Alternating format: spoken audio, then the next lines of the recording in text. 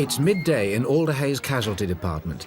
2-year-old Jamie Butler's been playing with his mother's antidepressant pills. He had his feet in my sink and I was peeling the potatoes. Next minute I seen him with the tablet bottle open. I thought, I wonder if he's took one. So I took him down, I went to the living room, emptied the tablet out of my hand, and there's an odd number, which you take 2 at a time, you see. Has he vomited at all? No, not yet. The Have you type already tablet, had yeah, the tablet it is. It's not strong for me, obviously, but for But Jamie, it can cause convulsions, drowsiness. Yeah. What we've got to do, Mum, we've got to give him some charcoal. It will absorb any tablets that he's taken. It doesn't taste very nice. We may have a fight in our hands. So what happened to your sister then? How did the bead get in her ear? She was messing with her nose earring and she slipped into it ear. Okay. It was round, not And what colour is it then? It was white. What's your sister called then? Heather. All right, I'll go and say hello to Heather. Right, which ear is it, Heather? Come on, Heather, stop messing. Are you going to point to it for me? Show me which one you put it in. Did you put it in by accident? You thought it was an earring, did you? Should we go in the other room where I've got a special torch to look in your ear? So we'll take it to the other room. What have we got here? Yum, yum. Bit more to go. Oh, right. If looks could kill, let's have another spoon. I want you to be nice and still for me. Okay. You can feel me touch you, but hopefully it won't hurt. Okay. I can't get these tweezers won't go around the side of it. So we're not going to push around because it will only make things worse. That's it for now. Leave it alone for now. And what we'll do is we'll get the ENT doctors to have a little look in the clinic. Yeah? Stays in there for now. Deaf in one ear. Oh, you're a big, brave boy. There we go. Some Oh, orange juice. look, some orange Orange juice. juice. That's some. He's He's looking very suspiciously. Yeah, hold it yourself. Come on. Yeah, Mummy, you give me your dummy and you hold it. There. The charcoal works instantly. Is that nice? It's a nice reward, isn't it? We haven't got any sweeties. Staff nurse Liz Power is trying to solve an unexpected problem. Bye. We've got 2 nurses have gone off sick, so we've got to find some more nurses. And it's summertime and nobody wants to work, so we're going to keep ringing them until they give in. Hi, is Eileen there, please? Liz, chin up. Chin up. Oh, There's a good boy. He seems fine. He's alert. His colour is good. His breathing's good. And as you can see, he's fine. Although Jamie doesn't seem to suffer any side effects, he'll be kept under observation for 6 hours as a precaution. Let's do under your arm. Bye. She said no. 1 down, 24 to go. Up on Ward D2, Michelle and Andrew McLay have brought in their 8-month-old daughter. Liberty has a cyst on her liver. When I was pregnant, I had an ultrasound scan, and they found the cyst starting to grow then. And after she was born, it was growing and it was getting bigger, and apart from that, she's extra healthy, really, isn't she? Yeah, She's, surprising. she's full of life. At one point, they seemed to think that it might just disappear once she was born, but instead it's grown, so they decided that it's got to come out. Surgeon Rick Turnock will be operating on Liberty. Hi, hello again. Hi. All set? Just about. Fine. I've had a good look at the scans. The cyst is actually at the top part of the tummy, sort of up here, is actually attached underneath the liver. Right. And it probably means that it is actually sort of hanging off the liver, as it were. What sort of size is it now? Oh, crikey, they did measure it. Yeah, about 8 to 10 centimetres, depending on what axis that you're looking at it. You know, yeah. looking at it that way, it obviously... But it actually is pushing the bowel over, so it's actually occupying most of that sort of right lower hand part of the abdomen. So she may look a bit thinner. See you later then. Although we're as certain as we can be that it's benign, we still aren't entirely sure what it is. And because of the uncertainty, you know, and the fact that it is enlarging, it might give rise to other symptoms, might cause complications with the bowel. So on the balance, we feel that it is worthwhile as removing it. But as I say, we may not even get all the answers once we've taken it out. In Casualty, Liz's search for nurses continues. They know as soon as it's me, because I never ring say hello. And you go, hello, it's Liz, how are you? And they just say no. They don't even try. They don't even listen to you. Hi, it's me again. I'm just trying you because I've got to try everyone, all right? So don't get stroppy with me. I've got a late going on Friday. What? Are you where? You Judas. On the other side of the hospital, Debbie and Robert Coulton are waiting for test results for their 3-week-old daughter Ella.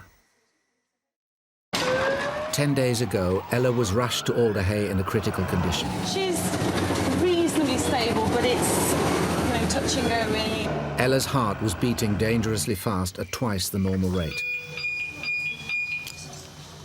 The intensive care team struggled around the clock to get Ella's heart rate under control.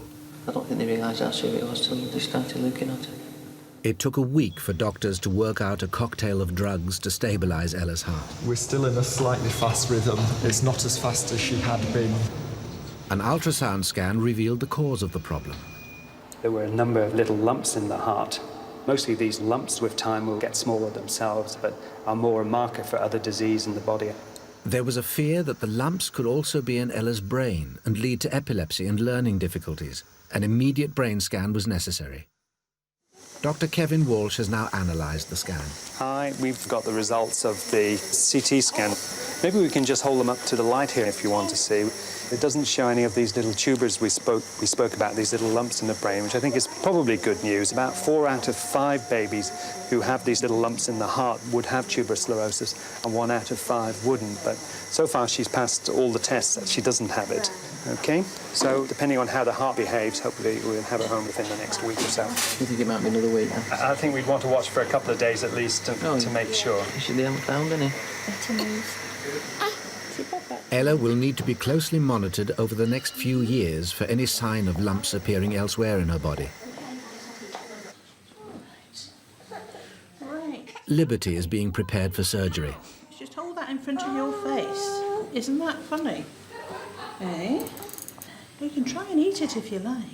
If you're taking a gallbladder out, for instance, or if you were removing a piece of bowel, it's almost like automatic pilot. We know what's going to happen and we can predict. When you've got something like this, it's a little bit sort of unknown, and so obviously everybody's a little bit quite excited to see what it is, but at the same time, because we're not exactly sure how easy or how hard it is, it's going to be, that obviously, adds to the, I would say, anxiety. Do you want to give her a kiss? Okay, she'll be a bit smelly from the gas. That's it. Want a kiss before you go? That's it. Okay.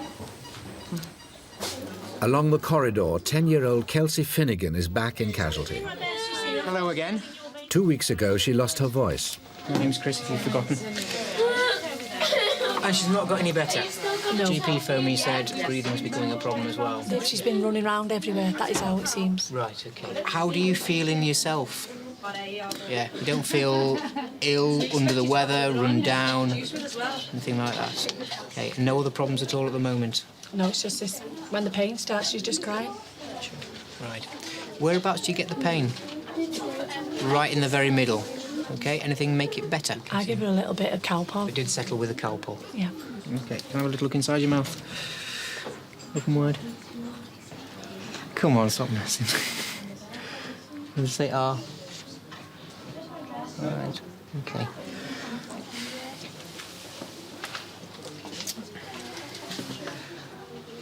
I think we need to have a look at this, basically.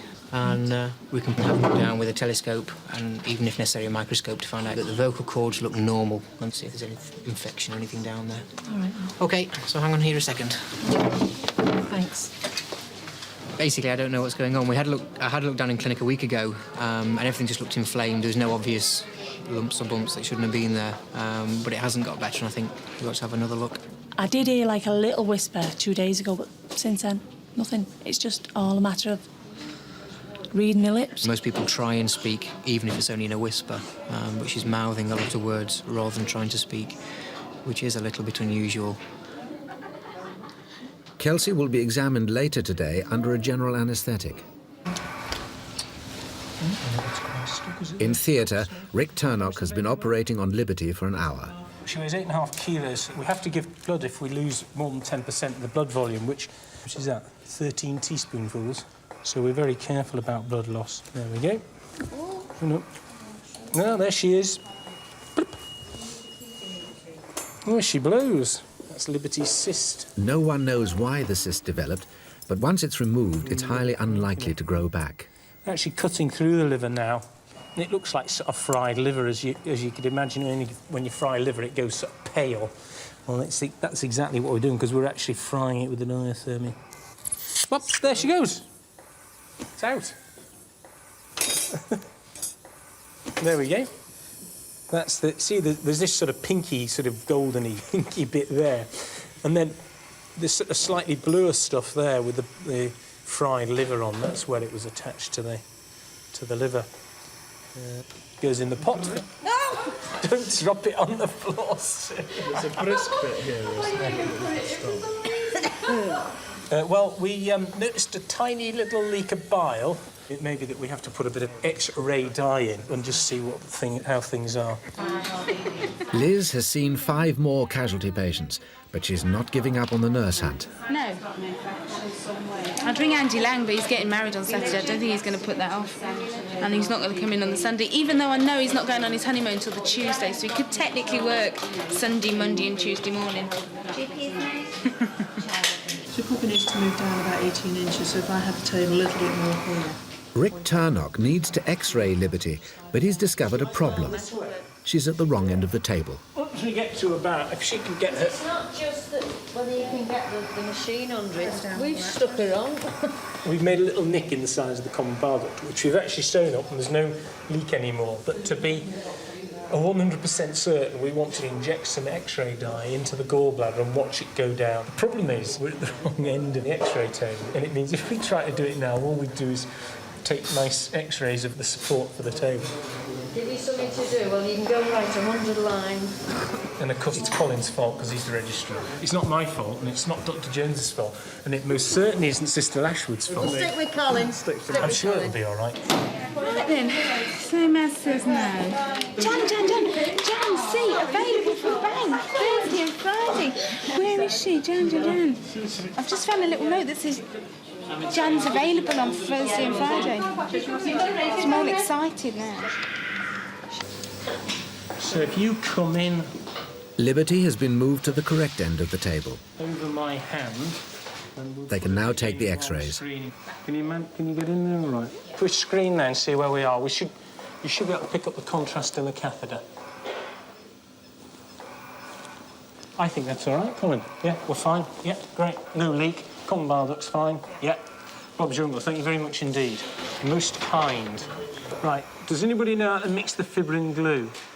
On Ward L2, Kelsey has been waiting to have a general anaesthetic, but ENT surgeon Max McCormick has changed the plan. Hello, Mrs. Finnegan. I'm Max McCormick. I've spoken to Dr. Webb, and I don't think it's necessary for her to have an anaesthetic today to look down at the throat. I think what's happening here, that she's just not using her vocal cords properly. What I want to do is to have a look at her with local anaesthetic and the little endoscope again in the outpatients. Well, would that kind of tell us then what has been wrong with her? Because they've Yes. done that once, haven't they? That's right, but I want to look at it myself. If she has an anaesthetic, it means that the cords are paralysed and they don't move. So I don't think it would help me an awful lot telling you what's going on, I OK? understand that. Kelsey, can you just give me a big cough again? All right, a good cough is a good sign. All right, so I think she can go home today and then come back to clinic, and then I'll have a look down with the little flexible endoscope. Okay, then. Thanks very much. All right, but she can get off home. So where are you back, Kels? Not separated nothing, have you? The normal cough is a sign that the larynx, the voice box, is working properly. Indeed, the voice may come back over the weekend. This is the good bit. This is where we assemble the gun. Liberty's operation is almost over. Rick Turnock will use a special glue to stop the bleeding from her liver. It's like instant araldite. If you get the two liquids in the syringe meeting before they're meant to, the whole lot sits absolutely solid. Right, now, Sister has the gun, Colin has the retractors, and what we do is we fire this stuff in on the liver bed that's where it's all raw and oozing away. As we squirt this stuff, it sets solid like polyfiller, and we're done. So you can see how it's set white and solid over that raw area, and that'll protect it and make sure there's no more bleeding. Well, that's it. Time to close up. The glue is made from natural proteins that'll dissolve over several weeks. Carol, hook your hand. Thank you, everybody. Hi, hello. She's fine, but it all went well. We've got the whole cyst out. I mean, it comes out like a sort of flop. Imagine a balloon half full of water, all sort of sloshing around. She's looking good, and I suspect they'll either be calling you down fairly soon or bringing her up. I'm not sure, so that's good. So there you go. That's fine. No problem at all. Yep. Cheers. See you now.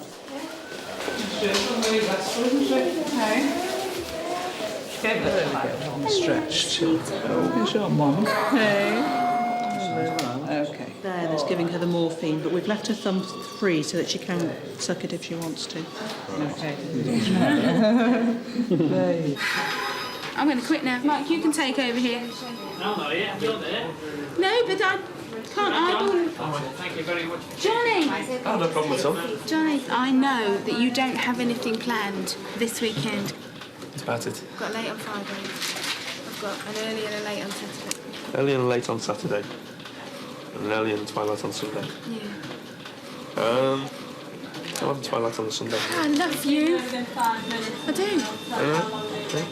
30 calls and 15 patients later, Liz has finally succeeded.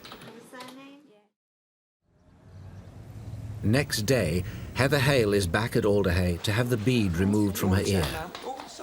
It's firmly lodged inside, and she'll have to go to theatre for it to be taken out. Her brother and sister, Suzanne and Michael, have come to give moral support. I'll show you, Suze. OK, my name's Tim. I'm a student nurse on the ward. OK, it's a nice Barbie night, isn't it? She's going to get the bead taken out today, yeah? Have you seen Mermaid Barbie? You seen her? I saw Mermaid Barbie the other week, I think they're going to put her to sleep, widen her ear up, try and hook it with a hook, and then try and pull it out. Can I just put this bangle on you, Heather? Is that all right? She doesn't want it taken out today because she's scared. I know what's wrong with Heather. She's tired, aren't you, babe? She might start screaming very loud. Heather normally screams a lot. She's starving now and she can eat anything she wants when she gets home. Like, she can eat an apple, some crisps, a biscuit, a butty. She doesn't. Heather! It's less than 18 hours since Liberty had the cyst removed from her liver. She seems fine. She had 2 bottles of milk and porridge this morning. But she's not actually on any morphine because she's eating and she's doing so well. They've reduced that completely. But she's just getting better by the hour. Hi, hello. How's things? Fine. My goodness me. Really well. Have you had an operation? Can we undo a baby grow so we can have a look at the wound and things? That's lovely. That's fine. Yeah, let's just put my hand under there so we can press. I think you're doing very well, aren't you? Right. Well, I would say home tomorrow. OK? I'm on call this weekend, so I'll pop my nose in sometime on Saturday, probably lunchtime. And if all's well, home. Great. That's good. How would you like that? Goodness me, that's quick. And a nice smile. There it is, going home. Ooh, that's great. Heather has to leave her brother and sister as she goes to theatre. So if you stay here, is that all right? Although the removal should only take a few minutes, Heather will be given a general anaesthetic. OK, if you could just tell me. Max McCormick will use a powerful microscope to avoid damaging the delicate structures of the ear. Right, now I'll just have a little look at Amy's ear. We can just about see this bead glistening down the ear canal. What we want to do is to get this bead out, then check that the eardrum's not been damaged. OK, speculum. You can see there's a little bit of a space below it just there. It's working in quite high magnification, this, so I'll just want to see how mobile it is. You can see it's rolling around a little bit and it's actually moving quite easily.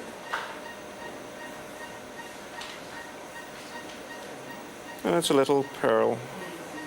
So that's the bead. What I want to do now is to just check that the eardrum's not been damaged. Take the whole thing, sister. Oh, children are amazing. They put all sorts of things, stones, foam. I remember one patient had some maggots in the ear. Good. It was a great relief to everybody to get rid of those. That's just mild steroid antiseptic cream. Okay, and that's it. This is a real one. Yeah, of course. Valuable. Valuable. Sometimes give them back. I usually go back and wave a finger and shout at them and say, don't do that again. Because I can be nasty, whereas the parents can't usually. Do you want to see what was in your ear? Do you want to have a look? Look at that. Look at the size of that. Look at that, Heather. That was in her ear. That was in her ear. Don't lose it. It's a souvenir. That's a no. No, I don't know.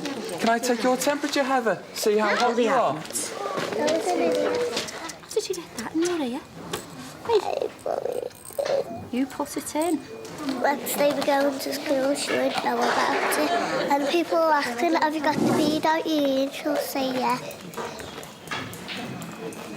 I think she'll start crying again. Heather will go home later today.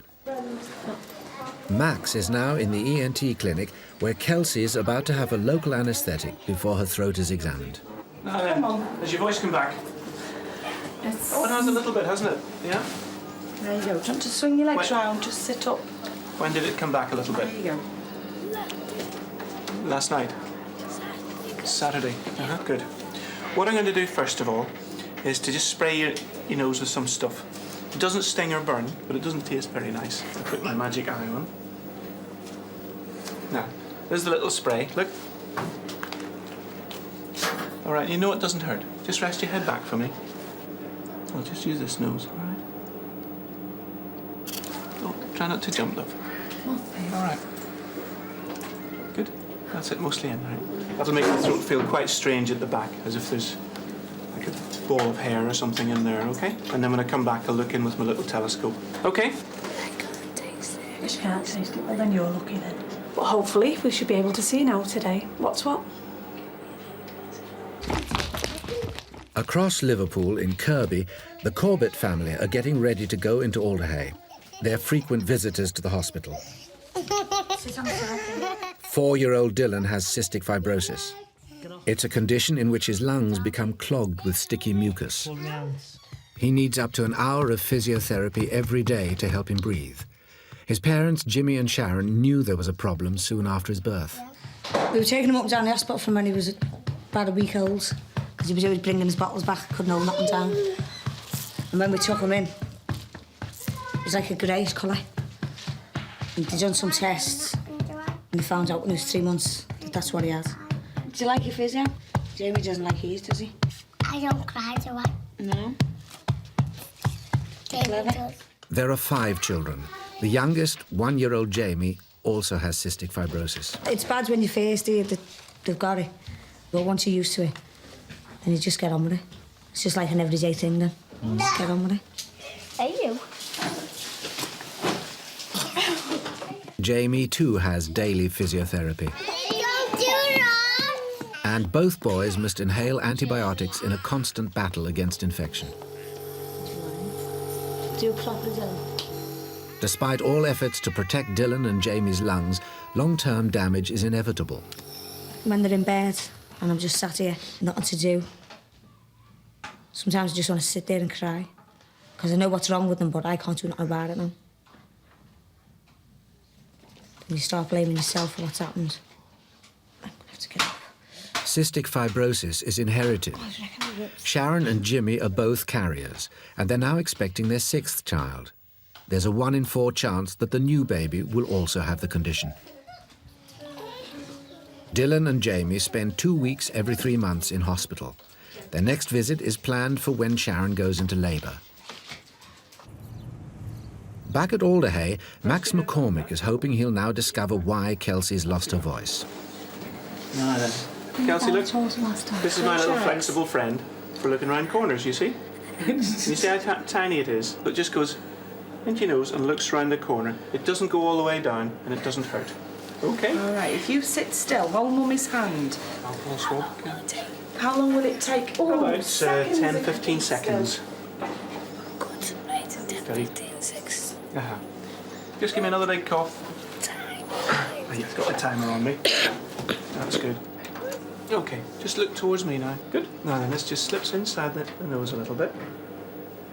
Very good. Very good. Max checks the movement of the vocal cords, as this will reveal any physical abnormality. Now what I want you to do now is to do a cough, and as you cough, just try and say 1, 2, 3, 4, and 2. Right, and the chords are just in there. Do an E for me, try an E. So you can see them moving nicely, and they come together when she coughs. There we are. Good. Well done. Good girl. All right. There you go, big hug. Kelsey, your vocal cords are moving nicely, and there's no sign of any disease on them or anything like that. And when you cough, they come together nicely. And I think it's just a matter of time before your voice comes back. But perhaps we'll sort out some speech therapy. Well, to be truthful with you, I'm still left with no answers as to why a child has had no voice for a couple of weeks. Well, all I can say to you is that there's nothing I need to do as a surgeon to get this better. My job's to sort out if there is something that needs to be taken away or fixed up. But there isn't. What I could see was the normal chords, and they're moving nicely. And is it ever likely to happen again? Some people are prone to it. It's like with their barometer of when things get wrong, their throat becomes a source of problems. But basically then there's no real reason as to why it's happening, kind of thing. Well, not at the moment, but I think the speech therapist will go into that. Really, I know it's frustrating for you. It hasn't really given me any answers, to be truthful with you. I can appreciate what what you've said. There's no growth there, no cyst there, no nothing. So we found that out, but it's... Often it's a situation that just resolves itself, but it can be facilitated by a speech therapist. All right? I'll get that fixed up for you. What was that, love? Often there's many non-specific triggers which trigger this sort of thing off. It's not just I'm stamping my feet sort of thing. No, I think there's something much more deep-seated. And sometimes it requires the help of clinical psychologists and so on to get to the bottom of the whole thing. It is a mystery. Still hasn't really given us any answers, is it? Kelsey will start speech therapy next week. No, you're all right. In Kirby, Sharon's had her first signs of labour pains. So, hello, Jamie. You ready for the journey in the car? Is this the boys' bag here, Sharon? I'll take that. As planned, Dylan and Jamie will now be taken into Alder. Right, I'll get them something when we get down there, OK? You're going to give your mum a big hug and a big kiss? While Sharon has the baby, they'll have their 2 weeks of treatment. OK, gang. The Corbett family will have to wait until after the birth to know for certain whether the new baby suffers from cystic fibrosis.